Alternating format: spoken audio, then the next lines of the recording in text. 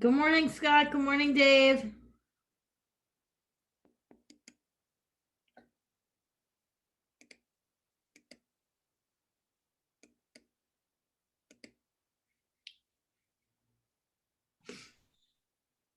Good morning. How are you? Good. How are you? I'm good, thank My you. computer's slowly waking up this morning, so there we go. Fine. No worries. How's everyone? I think good. I'm always confused when I start the week on a Tuesday. So Yes. kind of jarring a little bit. Yeah, it does feel it does throw you off. It takes till about Wednesday or Thursday to kind of figure out you're at Wednesday or Thursday, and then you're like, oh my God, the week's almost over. Right, and it happened already. Right, which isn't necessarily a bad thing, but Right, exactly. And I think Kurt was joining us. okay, good. No, Scott, we can't hear you. Not at all. See you. Yeah, we can see you now.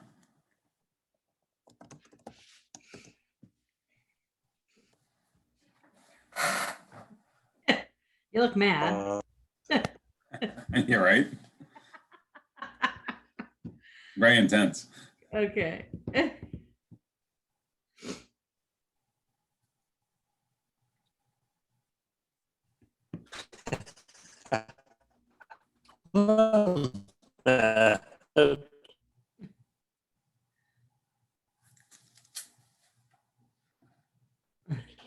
No, we cannot hear you.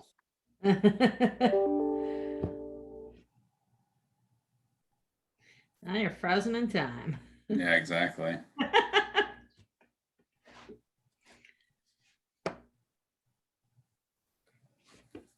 So, Harry, are you on the sewer committee, or are you just kind of like the town's liaison to all this stuff? I don't know what I'm on and what I'm not on anymore.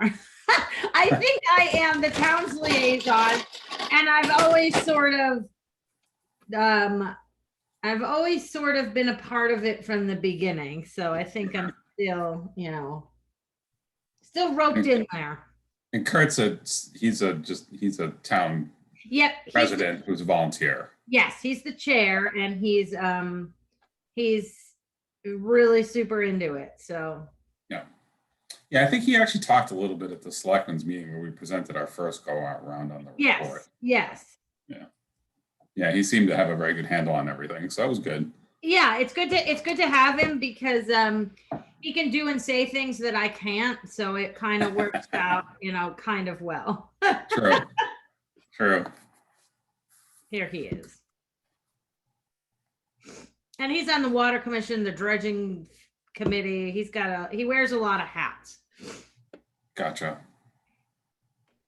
All right, and this must be Scott. Let's try this. Good morning, Kurt. Sorry about that. The computer wouldn't let me in. It was one of those sunspot days. Literally, like my computer was, the welcome screen comes up. Hello. The little punch-in login box. Yeah. Nothing. Can you guys hear me now? We got you, Scott. Oh, wonderful. Okay, cool. Sorry about that. We better get talking fast so we don't have technical difficulties. Yeah, right. Everyone had trouble this morning. Sunspots or something. I don't know. Good morning. So how are you, I think I'm Dave? okay. Good. I am doing well. Good to see you, Kurt. Thanks for taking the time. Sure. I don't know that we formally met. I know that we talked on the selectmen's meeting, but Yes. nice to meet you. Yeah, you were getting a hard time for some really good work. Jeez. It is what it is. So I think we're in pretty good shape here. Dave and I spoke, was it last week, Dave? I guess it was, about some of the cost information.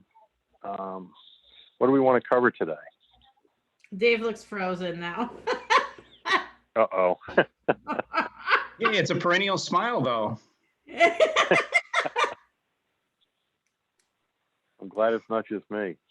No, it's Did you have to dial in, Scott? Yeah, I'm up in Vermont again, and Oh, I have a connection here, but it's not great. It comes and goes. So my cell service works. I'm on, just calling in. Looks like we lost Dave now. he'll come back. So where are But you, he may Scott? call. I'm actually in a place called Concord, Vermont, which I had never heard of. It's in the Northeast Kingdom. Oh, yeah. I've got pretty far up. I've got about an hour from the Canadian border. I've got a great Wow. view of the west flank of the White Mountains, Presidentials, which is gorgeous. Hmm. And it's really, really remote. I have about one car that goes by the house per day. It's we found this Airbnb place. So basically, we've been hiking, cross country skiing. Haven't done any downhill, but it's just been a really nice getaway. Yeah, it's not too far from Brownington, Vermont. I don't know I what know that where is. you are. You're not far. Yep. You're east of Montpelier, just about at Right. the 91, just about Kinda- 91. But Kind further of northeast. Yeah. Yeah, just actually came up 93 through Franconia Notch, and then across the Connecticut River into Vermont, Yeah. and about half an hour sort of further past that point, which is about as far north on 93 as I had been before. But it keeps going. Yeah. That's awesome. Yeah. Did they get much snow up it's there? really- we've got about a foot and a half. Fresh snow. It kind of keeps snowing perennial up here. Just a little, even if it's a little bit. Right now it's not. It's sunny and just gorgeous.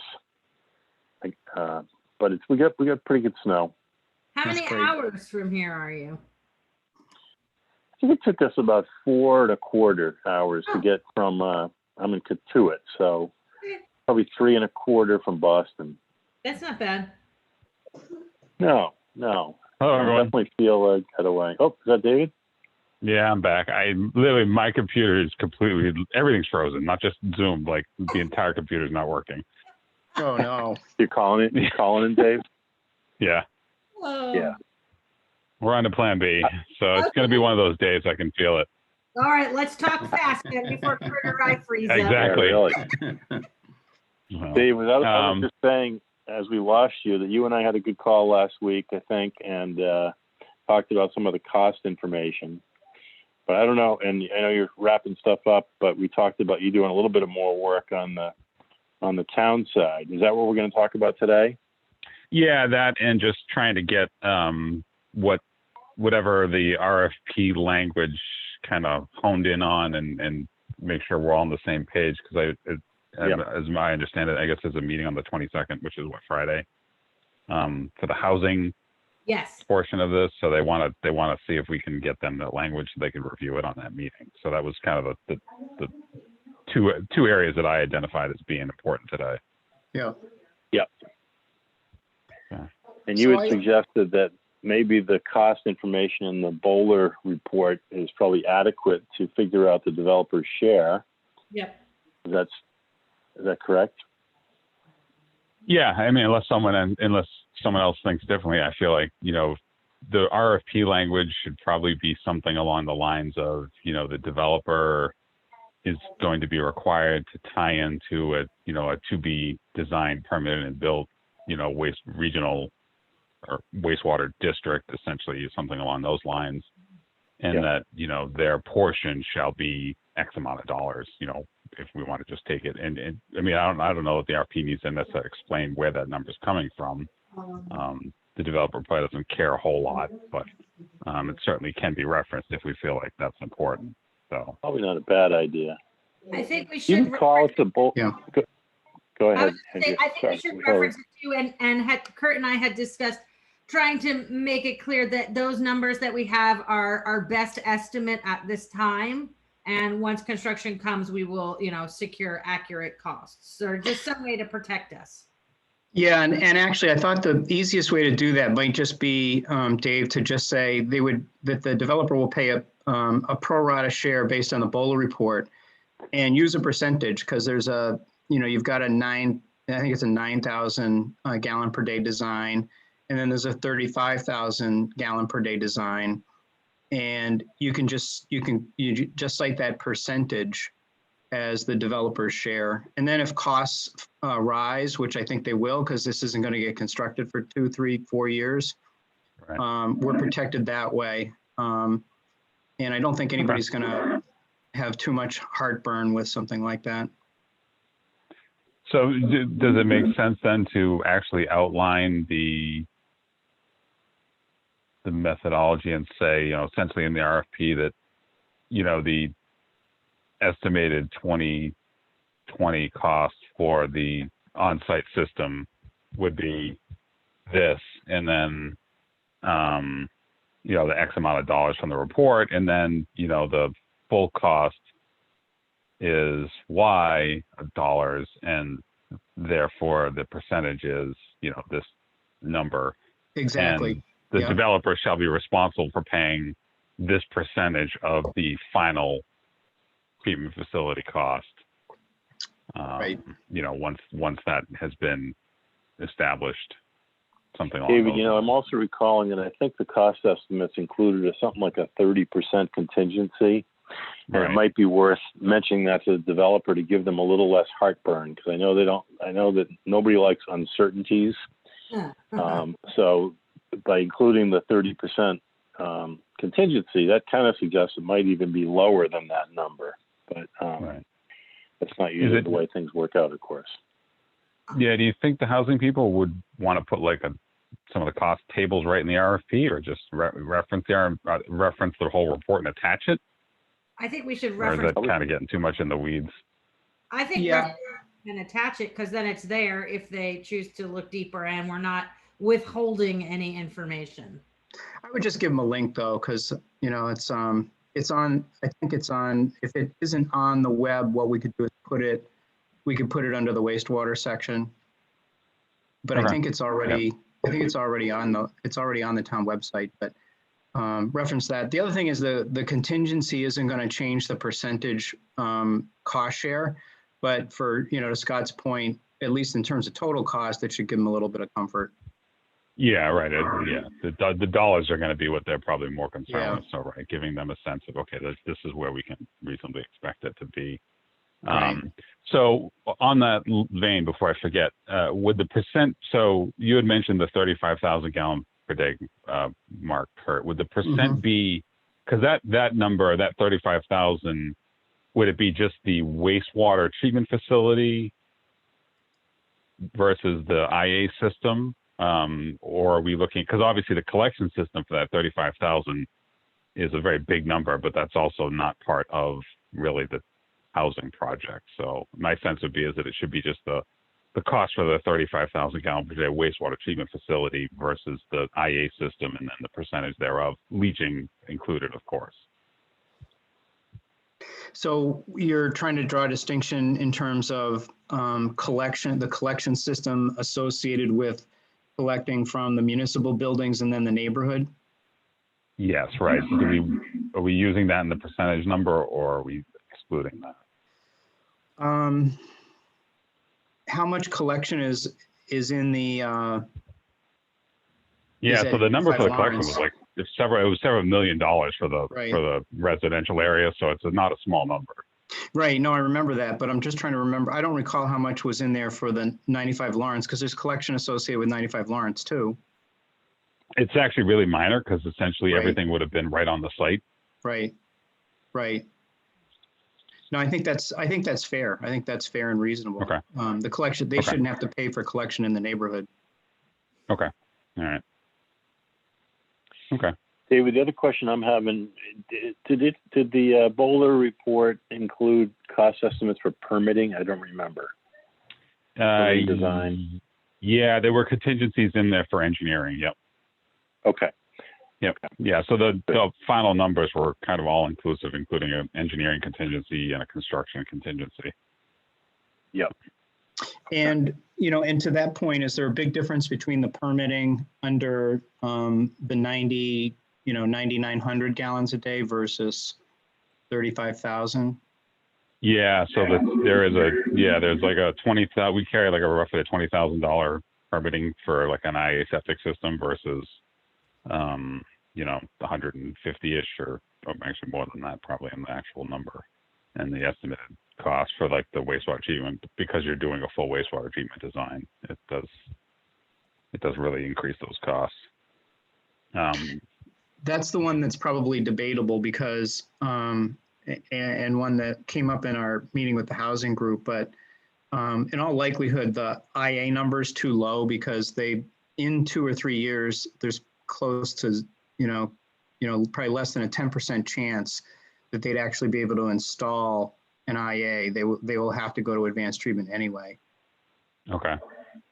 So there's Yeah, and that was the fuzzy part about this when we talked, when Yeah. Hillary and Mike and I talked about this way back in the day. We were like, do we Yeah. try and hit the upcoming targets that we know are coming, or how do we, right. how do you Right. quantify something that isn't there yet, and when is it going to be? So, but yeah, I think that probably from a perspective of the overall cost, I don't see a problem with essentially lumping, assuming that the developer would need to spend that money on permitting for their system. I think that's a fair assumption, whether they were, doing an IA system or not, type of thing. I think you're right, Kurt. It's probably besides the point at this point. Like, the town probably wouldn't really let them do that anyway. They'd probably want them to put some sort of higher level treatment in, given everything that's going on. Yeah, so the only thing that would affect the ratio would be, whether you use state-of-the-art permitting versus now probably outmoded. I'm just trying to think how you do that. In other words, what I'm thinking. Why don't we do this? I can, we can run the ratio. Why don't we'll look at the ratio using like the numbers actually in the report for the IA system. And then, if we'll look at the percentage again, if we change that permitting number to like a groundwater discharge permit level number in the IA system, and see what the difference is. If it's minuscule, if it's very minor, then maybe we just go with the numbers in the tables because it's in the report. It's been finalized. It's not something we have to try and explain. If someone catches it and questions, like, why is this engineering number different in the RFP when the report you're referencing has it here? The numbers don't match. So why? And if we can avoid that for, if it's a 1% change, Yep. Does it really matter at that point? It's probably not going to be a deal breaker type of thing. So 20,000 as a percentage of 150 is 13%. And let's just use 9,000 divided by 35,000.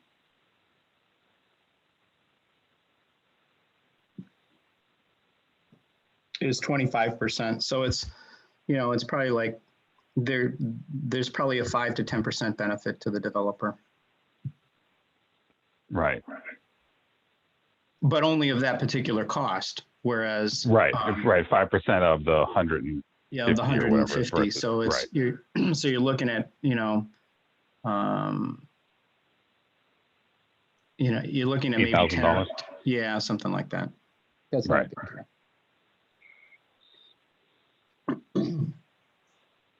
It's as good as it. I think that's pretty good. I don't think we could do much better and still have a good reference. And I think that's if the numbers start not matching on the tables and everything, then people are going to start asking, where are you getting these numbers from? Are you just making them up? Right. Exactly. Yep. No, that's exactly. So that you end up going down that rabbit hole when you don't. Let's not do that. Yeah. Don't need to. No, and it's close enough. Right. Okay. The other thing is that other thing is we will most, Scott's been pretty strong on the idea that this is a great story for grant funding. And so, the upside for the developer and obviously for the project is to the extent that we get grant funds, then everybody's better off. Right. So from a developer perspective, there is the potential for some upside here. Yeah. So is that something that we want to just leave general in the RFP language for the wastewater and say, listen, the developer, shall agree to partner with the town and incur all costs associated with preparing and filing any applicable wastewater grant applications or something like that? Or do we want to try and get specific or? Nope, I think that's enough. Okay. We don't really know Okay. what it would be, and costs would probably be, limited. Yeah, then it's not going to be huge dollars, especially, right? I mean, it's basically just filling out It forms. also, it may be, I'm thinking of MassWorks as one potential grant, and Mhm. they may more likely be funding the collection system. Maybe, I don't know. I've seen that in other towns, so Right. we should be separate. I think just some general language that they would, cooperate with the town on submitting any grant applications would be fine. Okay.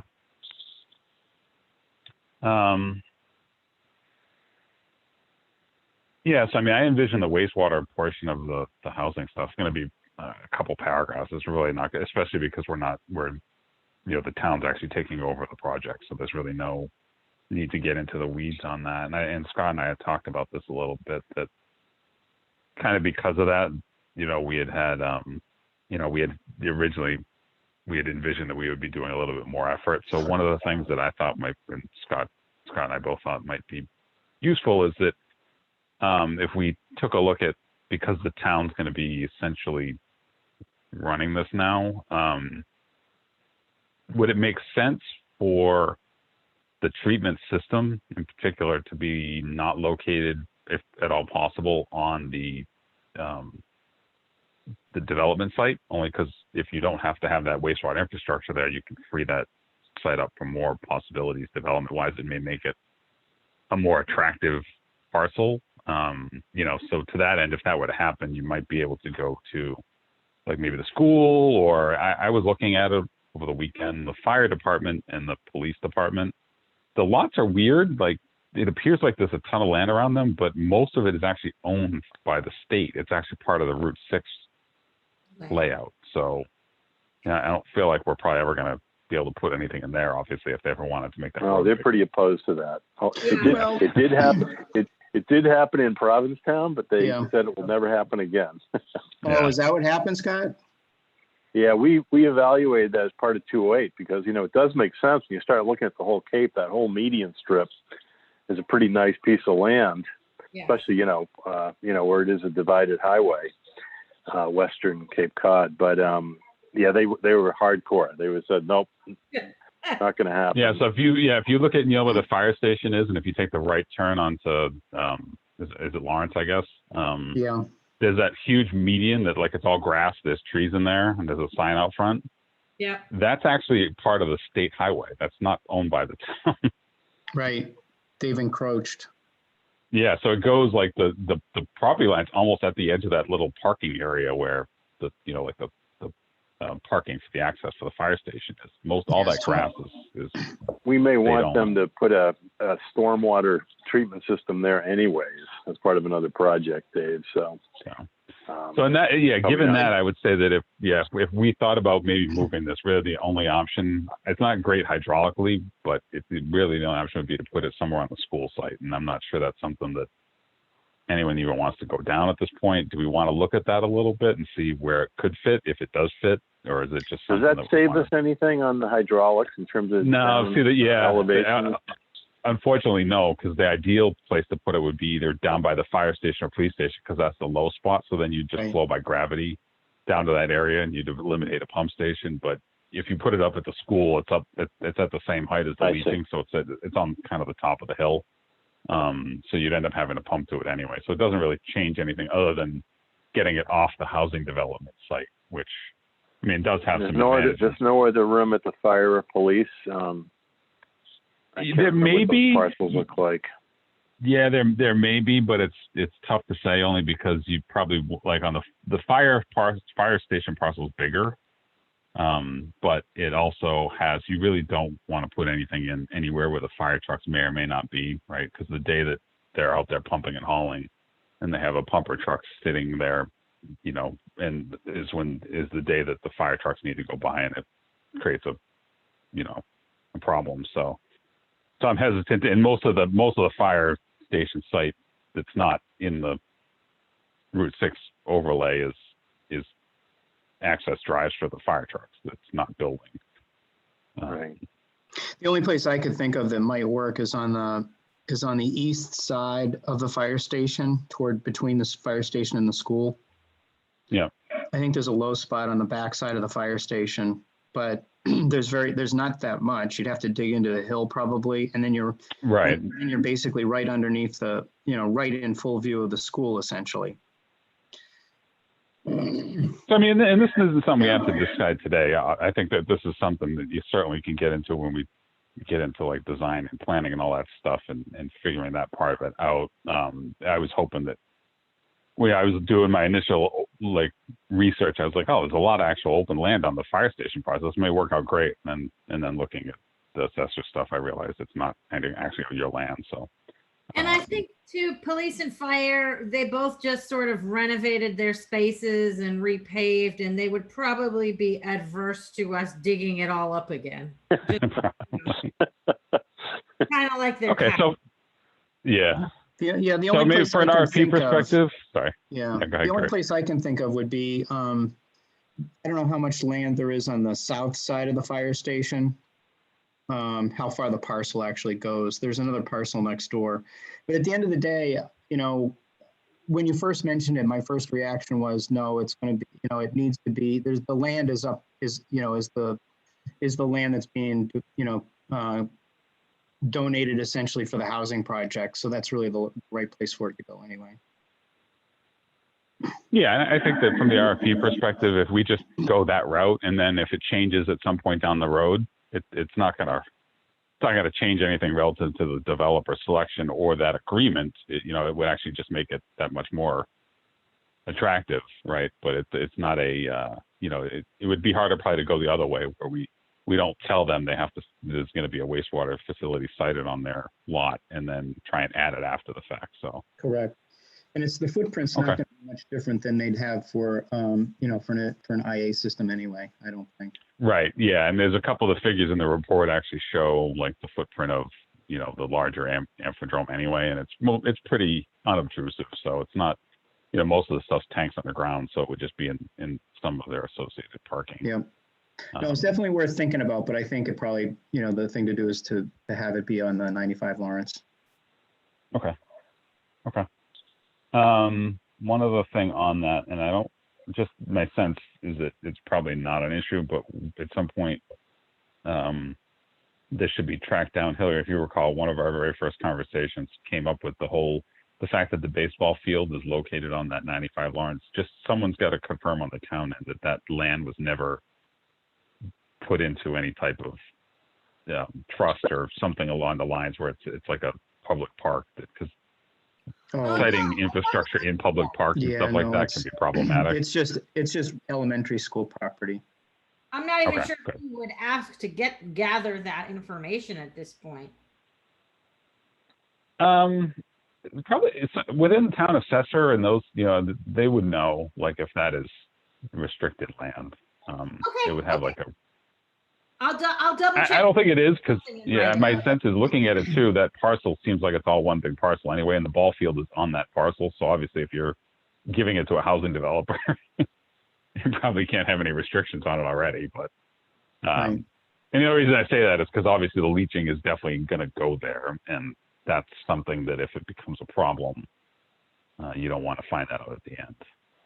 Yeah, I think it's one large town-owned parcel. I'll write to Okay. Nancy right now, just so Yeah. we can put that issue to bed. Yeah. Okay, good. No worries. Okay. All right. So then what I'll do is, today or tomorrow, I'll put together a few paragraphs on the language for the wastewater section on the RFP with the costs in it. I'll reference the report.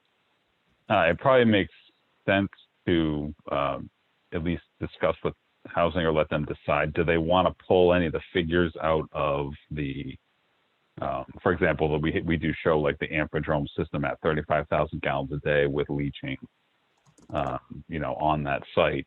And, obviously Bowler's figures kind of show a schematic housing layout.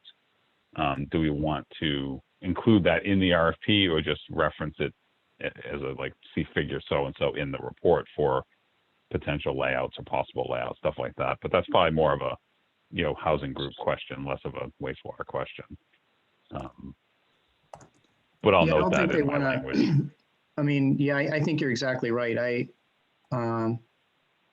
They probably don't want to specify, you know, a layout. I mean, the developer is going to come in, they're going to have a number of units, but I don't, Right.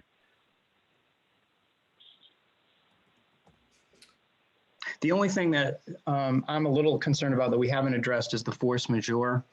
So if I'm the developer, what happens if the town doesn't it doesn't live up to its end of the bargain to get this thing sited and constructed in the time frame that I'm going to try to have occupancy? Right. Yeah, I mean, you could put some language in there that says, you know, if available or something like that, that would be required. But it's a good point, Kurt. I mean, John Smith's technology, the nitro system, if he does get it general permitted, probably performs pretty close to it has been performing pretty close to a treatment plant. Right. And he's getting well under 10. So Right. theoretically, the developer could meet the same standards with a technology like that, and go it alone if they had to. So I don't know, Hillary. That's an interesting point, Kurt. You know, if you're a developer and your investment is in part riding on the town's future town meeting decisions, that's a little dicey. Can we put language in that if the town doesn't secure permits and construct by such and such a date, the developer will install some other advanced IA system to serve their property? Yeah, something like that Yeah. might be a good idea. I think that's probably a good idea. The question's going to be, you know, when it comes down to the developer side, they're going to want to be able to sign a worst case dollar to it. So you'd probably have to agree that, you know, if like, for example, if the state would allow them to put an IA system out there that's a standard fast or an Amphitrome or what have you, that you know, could meet a 25 or a 19, they'd probably want to have that defined because, you know, if they're going to be held to, like, for example, like Scott, you said, like a 10 nitrogen, Right. then that could mean that they're on the hook for a possible groundwater discharge, even if they're not at over 10,000, just because, let's say, 2 years from now, the state's not comfortable giving a general permit for, you know, some of these systems for a 10. And then, you know, so Right. there's obviously a major difference between securing a groundwater discharge and then just operationally versus, you know, an IA system. So I think that this is somewhat of a slippery slope. So I think that, Mhm. you know, on the town's perspective, it's almost more like you guys got to understand that if you're going to go this route, you really got to perform and meet that deadline and those obligations, or you're probably realistically going to let this housing thing go through and they're just going to put in a large IA septic system and they're going to meet 19 or whatever, and you're not going to get the nitrogen reduction that you were hoping for. Yeah, I don't think they're going to be Yeah, allowed, I Dave- don't think they'll be allowed to go to 19. Anyway, think that's they the thing. That's the catch 22. I think they're going to have to go to 10 anyway. Yeah, that's the part that's tricky. We don't know. We don't We're know. forecasting here a little bit, but Right. I think if you know, the project without the treatment, I think there may be grounds to at least oppose it going into this location. You know, one might think there's got to be better locations in town than the most constrained watershed possible. So it almost kind of makes the town project a necessity. I mean, if like you're saying, Kurt, if the state's going to enforce the 10 milligrams per liter or better in the future, one way or the other, you need the treatment plant, or you need a technology that's going to perform at that level.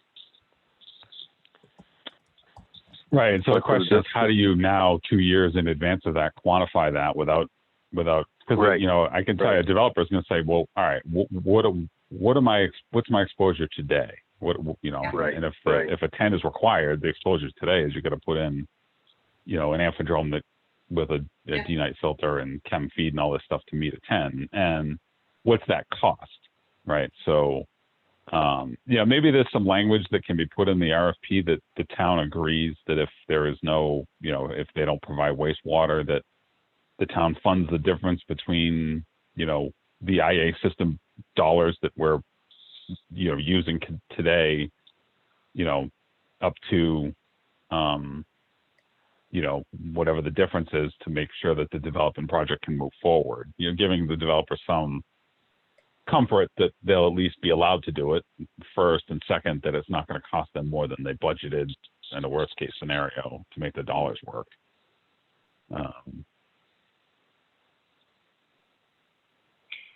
Yeah, this may get us back a little bit to the discussion about town meeting, Kurt and Hillary. That we were talking the other day about a warrant in May. I mean, the town could commit in May to certain parts of this, which would then give the developer the more certainty.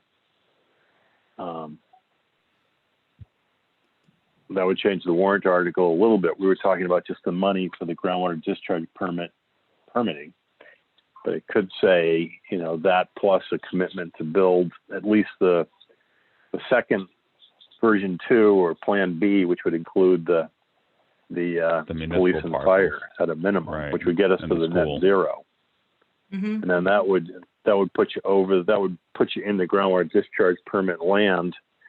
And it would provide the certainty for the developer that there's going to be a plant there to tie into. So that's another option, is to just to have this. What's the timing on this, Dave? The RFP goes out in January. When are they hoping to get people to respond?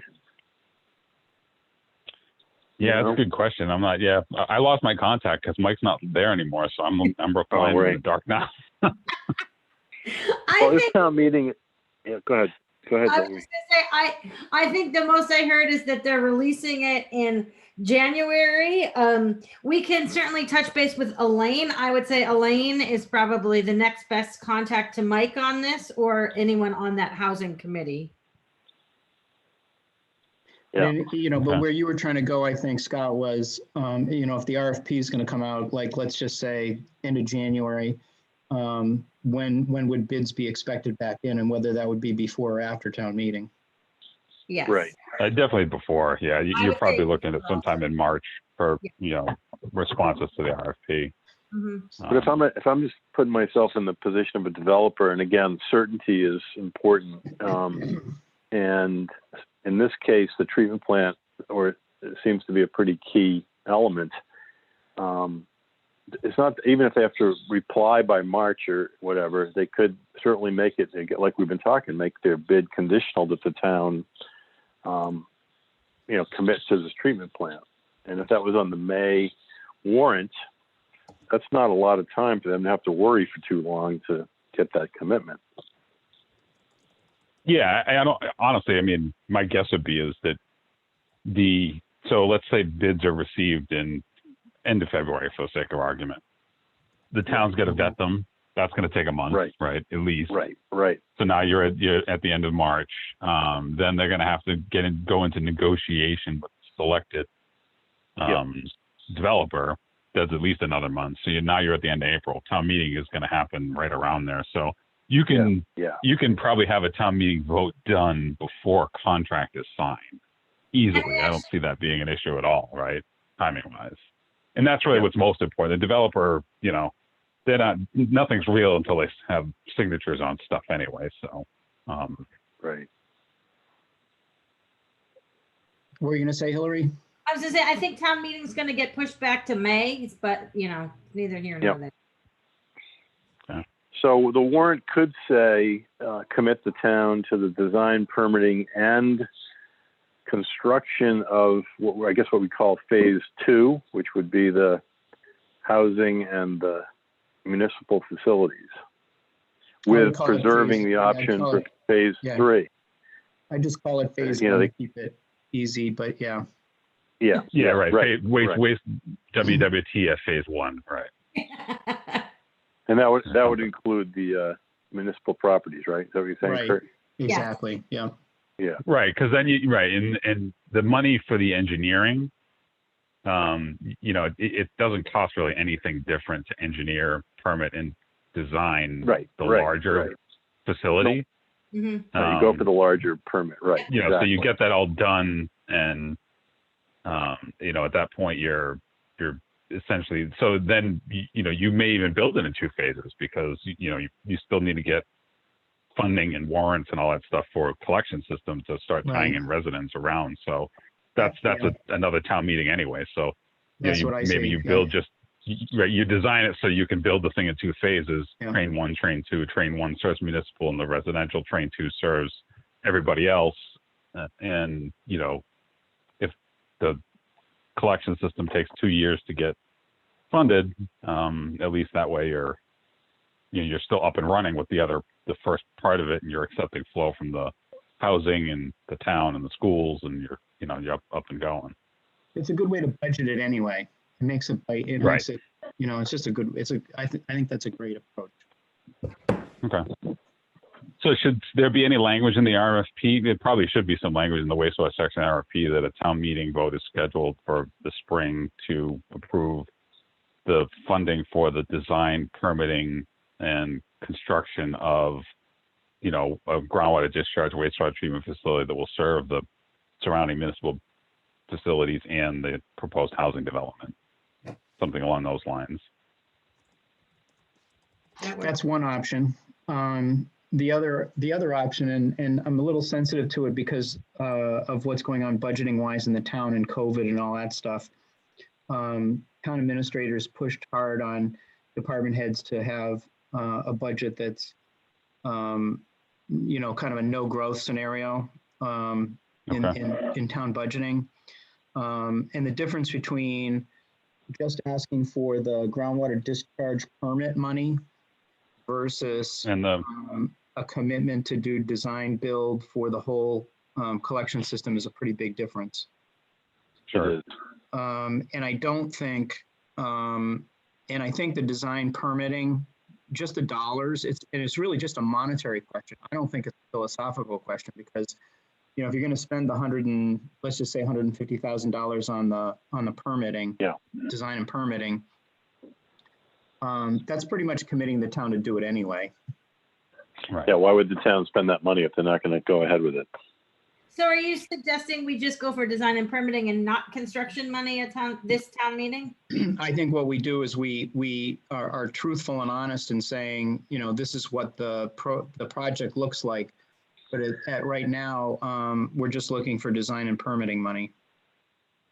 And in the meantime, we're also going to be pursuing grant funds so that if we come back to town meeting next year, hopefully we have a grant request in hand so that the ultimate cost to the town is different.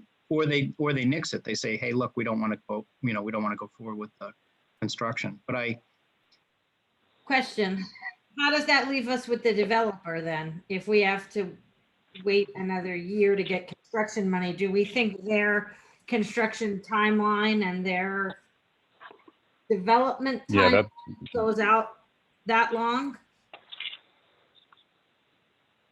Yeah, they're not going to want to commit real dollars to an agreement with the town without that kind of backstop, knowing that this project, even if it gets engineered, it will get actually built because they don't care about the engineering. They care about they essentially want a will serve letter from the town saying the town will serve them and provide sewer. Yeah. That to them, that's what they can go get financing on, right? So that's really what this is about, is for a developer to actually get lending for this project. They're going to have to demonstrate that they have access to some form of water and wastewater disposal, whether it's town or private or what have you. But a lender's not going to. That's a big unknown if it's kind of twisting in the wind. And then if it turns out there isn't a will serve letter, then the fallback's going to be, all right, how much is it going to cost us to do our own thing? And that's where Right, that's what I'm worried. kind of get back into that original conversation we were having a little while ago. So I think that maybe we just I don't know, the fallback would be you've got to meet 10 milligrams per liter, or 19, pick a number, but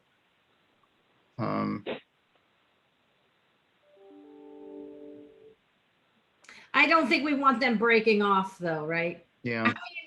I mean, it kind of defeats our purpose a little bit if they break off. Right. And I think if we give them the option for the 10 milligrams, that's the easier option, right? Because they can achieve that with one of these other systems. So Yeah.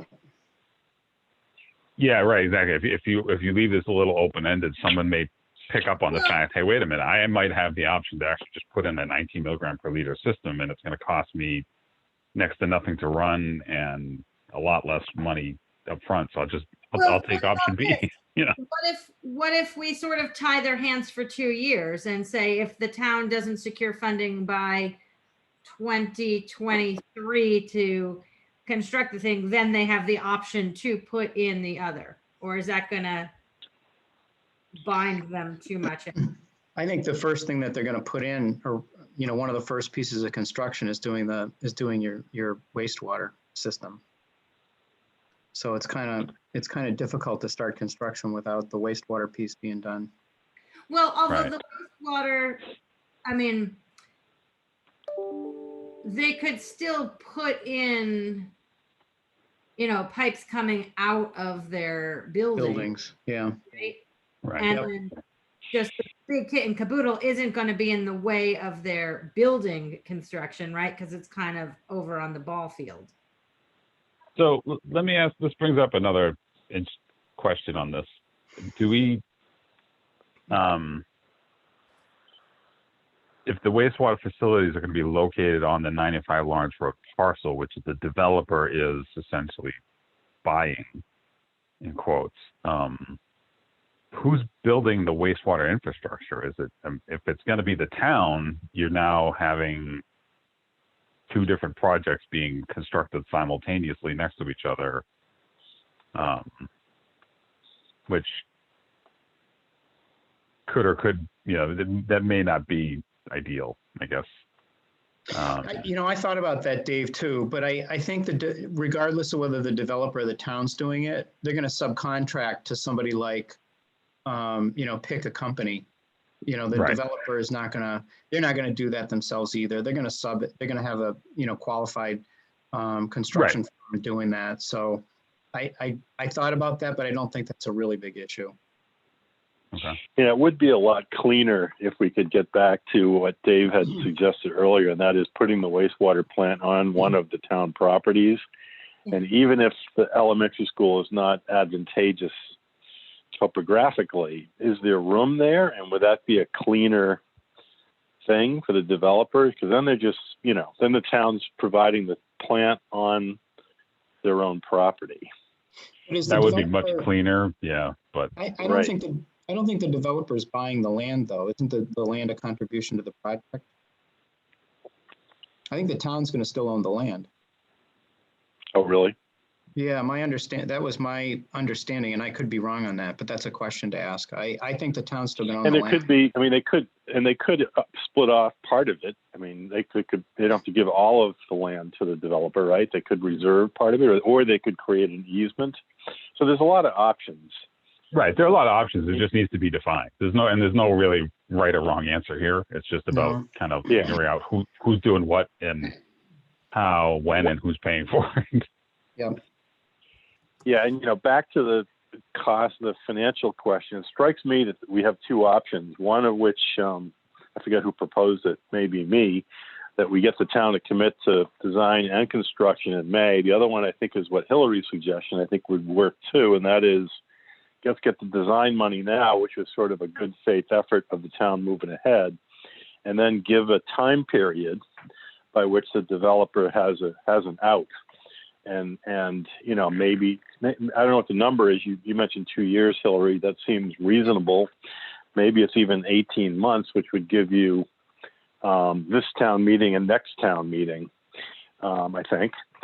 And so we give the town meeting one chance to fund it a year from this May. Yeah. something like that strikes me as workable for the developer, because from talking to the housing people before, my sense is they weren't going to be breaking ground until at least a year or two out. So then maybe Yes. the 2 years is reasonable. Say again, Hillary? I said, maybe then the 2 years is reasonable to go to town meeting twice, give us money for permitting Yeah. and design and time to secure grants, not a whole heck of a lot Yeah. of time, but time. And then we go back Yep. that following year for funding if we can't find anything. I think that does make sense, because we'll have word from DEP on the watershed permit by them too, and we'll know, if this is part of it or not. So yeah, I think that makes sense. Dave, do you think that would work if we give them Yeah. out with a certain time period? Okay. Yeah, and so I think that the language probably needs to be something to the effect that within 2 years the town will issue a will serve letter to provide sewer service. Right. If that letter doesn't come, the developer has the right to install a private IA. It'd probably have to be something like a private IA system that will meet One all some of the applicable language. Mass DEP standards, because you can't really throw a town standard on this, I don't think, because and the reason I'm saying this, we can do whatever we want, but what you probably end up is you probably get developers not interested, right? Because now all of a sudden they'd be looking at this saying, well, my exposure could be a few $100,000 for IA septic system, or it could be $1.5 million for a wastewater plant. Yeah.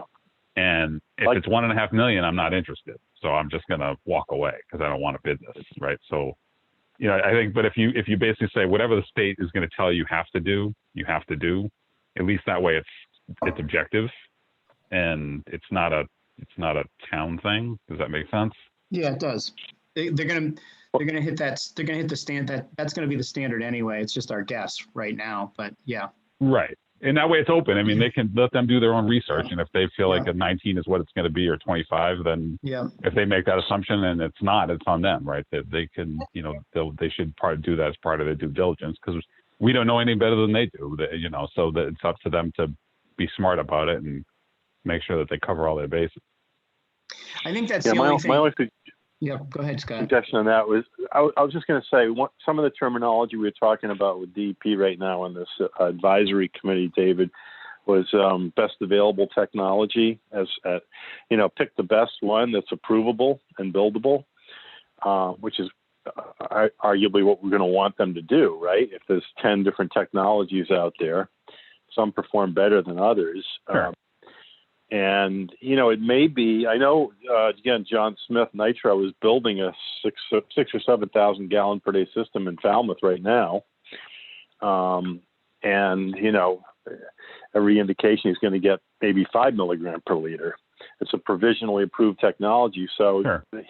they could develop it with a provisional technology. There's no reason why they, so it'd be nice to preserve that option, I think, for the town and the developer in the future. And maybe the language is a little more general, like best available technology. Yeah, so maybe it's it's the best available IA technology that meets all applicable Mass DEP standards or something along those lines. Yeah, something like that. Right. Yep.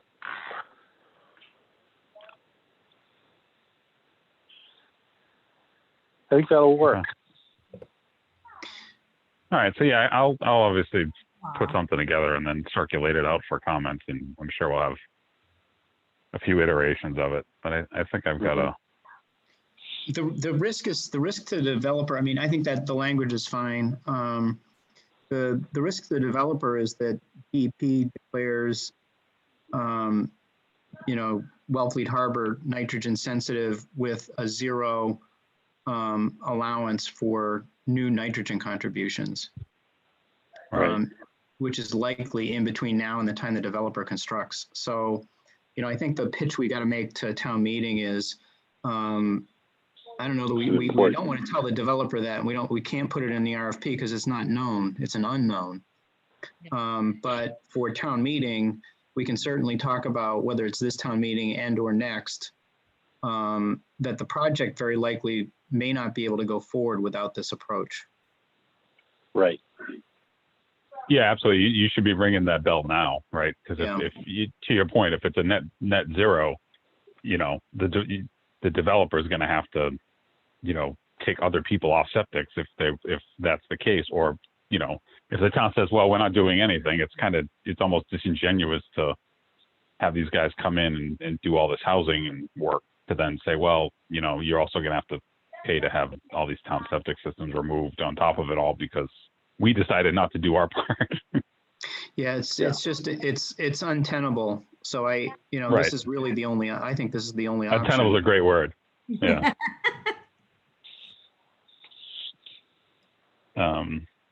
Terrific. Well, no, Okay. I think I think the language covers all the bases. Okay. So one of the thing that I just procedural, but while I guys have you. So right now, the report that we issued that Scott, everyone I think had a chance to look at it, the final with all the additional sections on the nitrogen cost benefit analysis, that's still technically in draft form. Are we good with that to go final? Are there any more edits we need, comments? Because one of the things I want to do is, to your point, Kurt, about having on the website, the one on the website probably says draft on it. So at some point we should take the draft off that and make it a final report so that it can be put out formally. So I want to make sure that I don't just assume that we're done. Oh, I think we're good. I don't know which body in the town formally approves it, but I think both Tim Passakarnis at the commission and I both signed off on the part that we worked on cooperatively with you, Dave. Yeah. So I think it's good. I don't know which body in the town is the official signer offer on it. Hillary, Well, what do you know? Yeah, I think that would have been Mike, but I think Kurt and I can sign on it. Yeah. Okay. We're Okay. probably the most knowledgeable about it at this point and have seen all the iterations, so I think we're good. Okay. All right. So I'll reissue that final and I'll send it out to everybody. Basically, it just says draft on the cover, so it's not a big Yeah. change. All right. Good. And then so I'll do that today, and I'll try and get this RFP language written up today, just sent out to everybody, so we can keep this moving forward quickly and Terrific. try and meet you guys' deadlines. Okay. That's awesome. Thank you so much. All right, thanks for the patience on the technical side. My computer's still not working. I'm gonna have to turn it off and turn it back on. Hey, Kurt, I got a quick question. Do we have a meeting today? Yes, we do. 12 o'clock. Okay. So, okay, just want to make sure we're still on. I may have to do the same thing here. So maybe, do you have a couple minutes to talk by phone now if we get off? We can let other people go here and I'll call you or something? Yeah, no, that's Go fine. over Yeah, agenda. that'd be great. That'd be great. All right. All right, I'll I'll call you. see you guys at 12. Okay, thanks, Hillary. Just Scott, real quick, and Kurt, I think Maria's joining us at 12, right? That was the plan? That was the plan, yeah. Okay, good. Okay, just want to make sure. So are we, actually, Did kind of- Hillary, well, before you go, just maybe is that what we're doing? Briefing her on the I think project? so, yeah. Yeah, that's the plan. Is it the whole wastewater committee or is it just Yes. us? It's The whole both. wastewater committee. It's what, Kurt? It's both, yes. Okay. Well, then what I can do is just send do you think there's just overview for her, a shorter slideshow on the major elements? Yeah, let's you and I talk about that because I'm Okay. hoping that she I'll does call a you. little bit of homework. I did reach out to Rebecca to suggest that, she do a little bit of homework in terms of financing options for wastewater and thinking about the idea that, Okay. we want to come to town meeting with a warrant article that looks like $1 million. Right. And how to handle the Airbnb money, so that she can start to Okay. get immersed in that a little bit and start thinking about Okay. it. All right. I'll call you right back. I'll let these guys go. Sorry. That's Terrific. okay. I'll call you, Kurt. No. Guys later. Thanks, Dave. Thanks, Dave. Hi, everyone. Appreciate Nice, your help. nice catching up. We'll talk. Hi, David. See you. Yeah. Bye. Take care. Bye-bye. Bye.